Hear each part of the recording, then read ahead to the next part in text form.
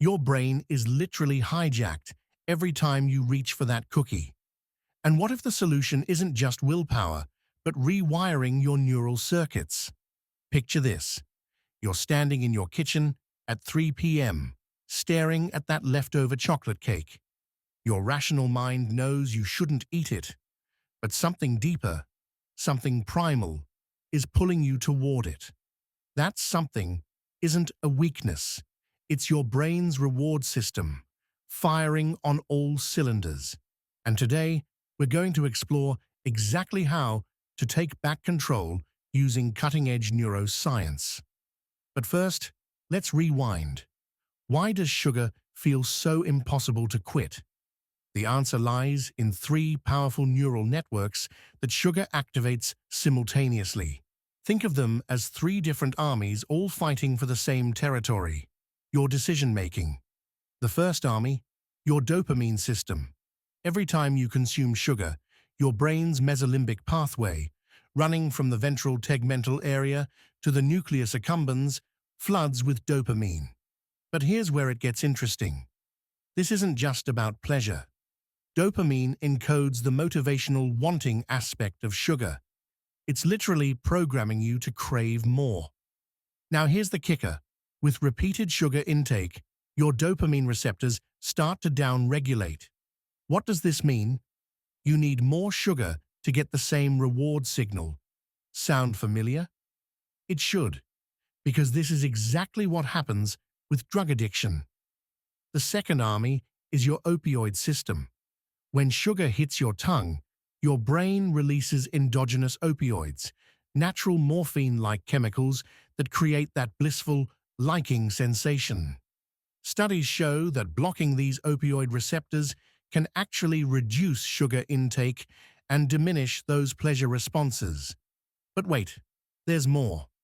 The third army, your endocannabinoid system, acts like a master conductor, amplifying both dopamine and opioid signals. It's essentially telling your brain, this sugar thing, we need more of it. Now, you might think continuous sugar consumption is the worst-case scenario. But research reveals something counterintuitive. Intermittent sugar intake might actually be worse for your brain. When you binge on sugar occasionally rather than consuming it steadily, you create repeated dopamine spikes that sensitize your reward pathways. This pattern mimics addiction-like neurochemical changes seen with drugs of abuse. Meanwhile, continuous intake leads to tolerance. You need more to feel satisfied, but the compulsive seeking behavior is actually less intense. Think about your own patterns.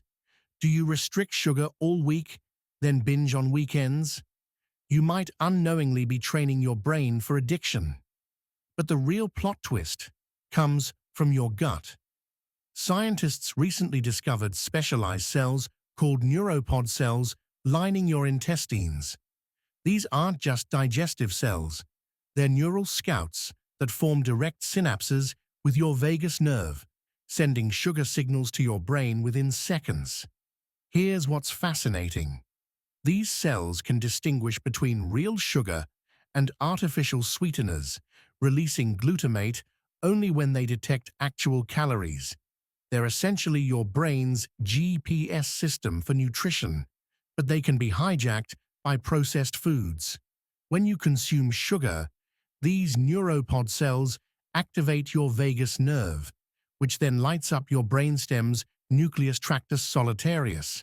From there, the signal cascades to your reward centers, creating that immediate, I want more sensation. Picture your most stressful day at work. What did you reach for? Probably not a salad. When stress activates your hypothalamic pituitary adrenal axis, releasing cortisol, something interesting happens in your brain. These stress hormones actually enhance activity in your mesolimbic dopamine pathways, making sugar more rewarding during stressful times. It's a vicious cycle. Stress makes you crave sugar. Sugar temporarily dampens your stress response, reinforcing the behavior. Your amygdala, the brain's alarm system, becomes hyperactive during stress, driving emotional eating behaviors. Meanwhile, chronic sugar intake promotes neuroinflammation, actually impairing your ability to resist future cravings. Here's something most people don't realize. Long-term sugar consumption literally changes your brain structure. It impairs hippocampal-dependent memory formation, reduces neurogenesis, the birth of new brain cells, and alters synaptic plasticity. But the damage isn't just to memory. Chronic sugar intake weakens your prefrontal cortex, the brain's CEO responsible for executive functions like decision-making, impulse control, and planning. It's like sugar is systematically dismantling the very brain regions you need to quit sugar. Studies show high sugar consumption correlates with ADHD-like symptoms, emotional dysregulation, and behavioral inflexibility. Your brain literally becomes less able to adapt to new situations or break old patterns. So how do we fight back? The research reveals several powerful neuroscience-based tools. First, let's talk about neuromodulation. Techniques like transcranial direct current stimulation, TDCS, and transcranial magnetic stimulation, TMS, can enhance activity in your dorsolateral prefrontal cortex. This brain region is crucial for inhibitory control. Studies show that stimulating this area can reduce food cravings and improve impulse control. Real-time fMRI neurofeedback is another game changer. Imagine being able to see your brain's craving circuits in real time and learning to modulate them consciously. Research participants who practiced this technique showed reduced activity in reward-related regions and increased prefrontal control. But what about medication? Several drugs originally designed for other conditions show promise for sugar addiction. Naltrexone, an opioid receptor antagonist, can blunt the rewarding effects of sugar by blocking those natural morphine-like responses we talked about earlier. GLP-1 receptor agonists, medications like liraglutide and semaglutide, work through your gut-brain axis, improving satiety signals and reducing sugar intake.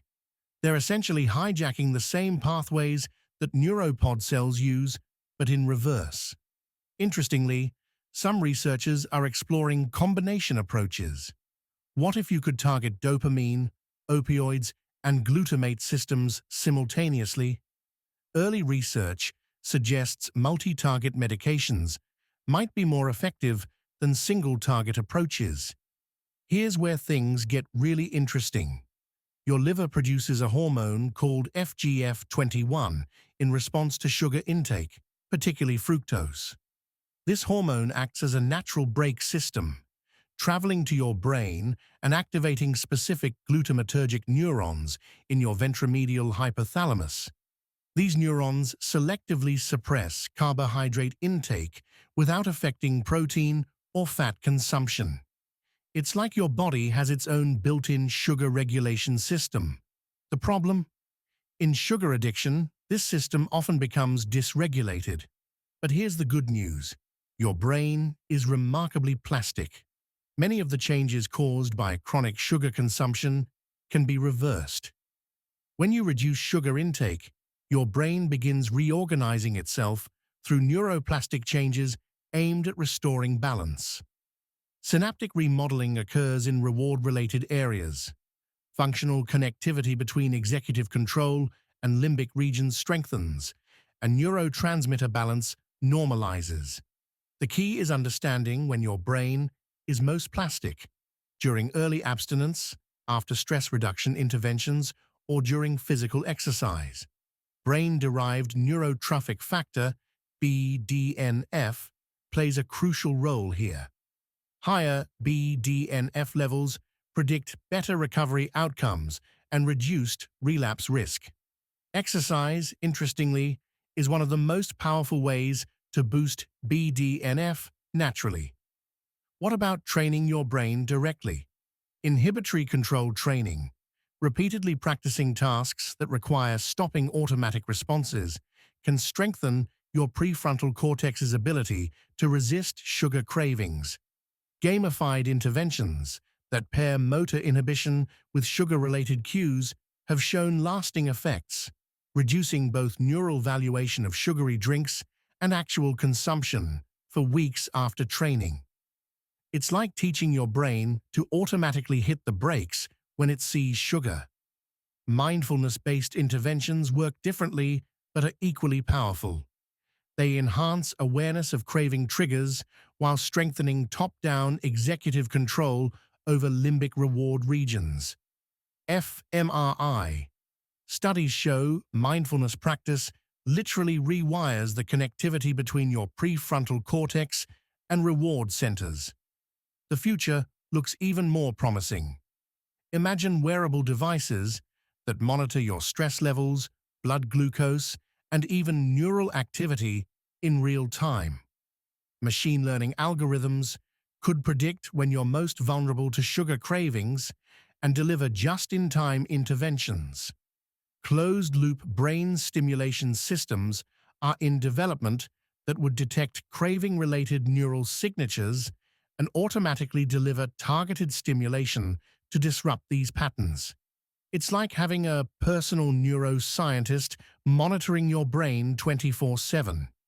Virtual and augmented reality applications are being tested for cue exposure therapy, helping people practice resisting sugar in realistic but controlled environments. Early results suggest this approach could accelerate the extinction of conditioned craving responses. But here's what makes this truly complex. Everyone's brain is different. Genetic variations in dopamine and opioid receptor expression, differences in prefrontal cortex function, variations in stress reactivity, they all influence your unique sugar addiction profile. This is why personalized medicine is so crucial.